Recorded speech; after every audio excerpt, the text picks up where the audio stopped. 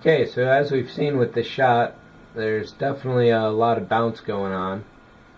So the first thing we're going to do is stabilize the ship so that it doesn't move around so much.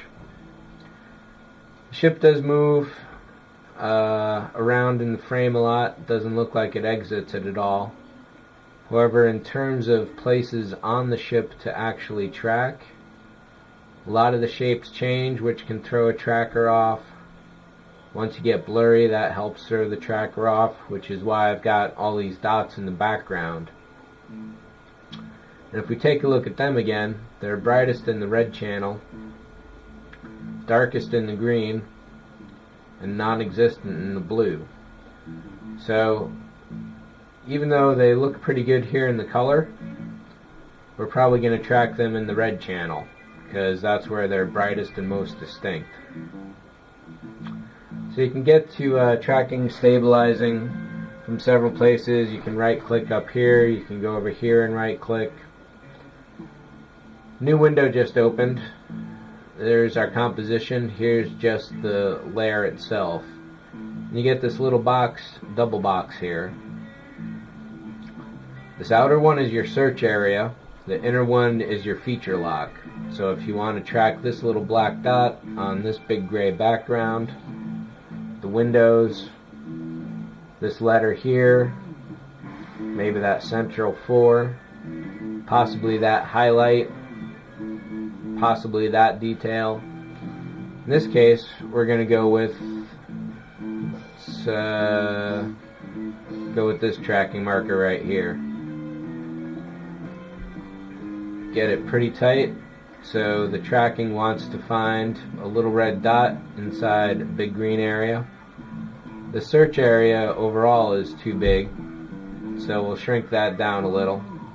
The bigger this search area, the longer the processing time it's going to take to figure out where it's going. So in some cases you can keep it really tight, others there's probably a good mid-range.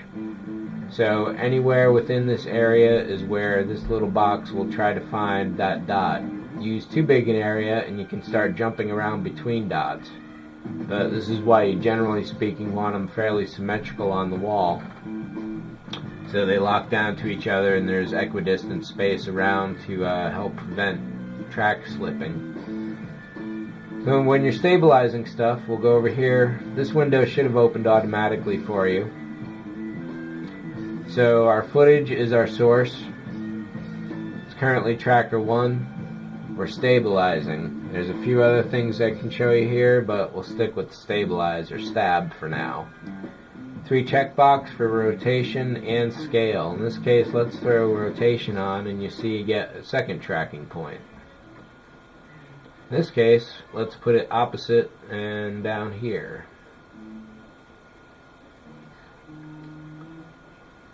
So any rotation in the plate will be picked up and we'll get an off-axis twist for later. You'll see how that'll help later on. Check out edit target. We want itself and options.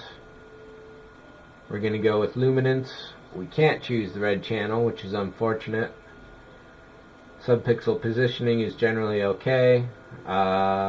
Confidence is how good this thing thinks it's found the little red dot it's trying to find.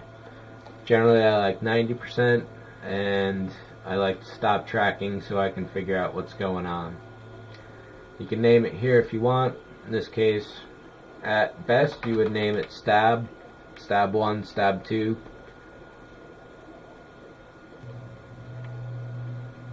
Alright, so basically we're just going to go and hit play over here.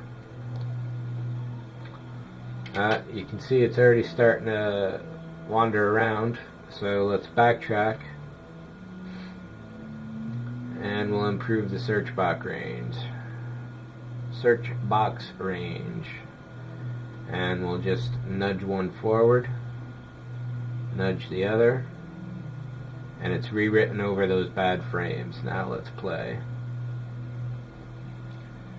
So the search box has just got a lot bigger, so it's going to take longer to figure out where everything goes, but it should be much more reliable track now.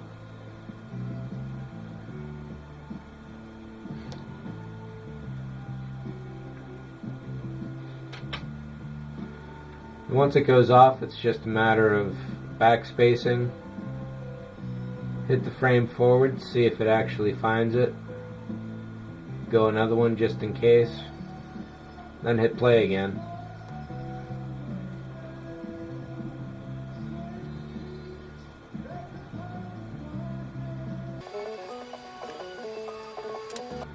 Once it goes off, it's just a matter of backspacing. Hit the frame forward, see if it actually finds it. Go another one just in case. Then hit play again.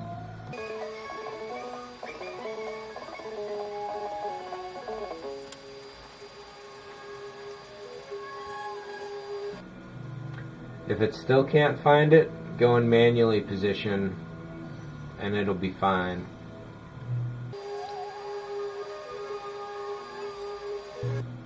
So the good thing about this is that with all these tracking points, you can go back, make sure that it got a good track everywhere. You got to keep your eye on it. It can take a while. And when things start wandering, such as this guy back here,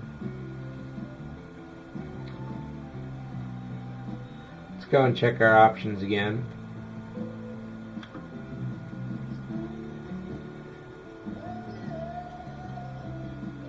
Stop tracking if it's below 85. We'll enhance and OK.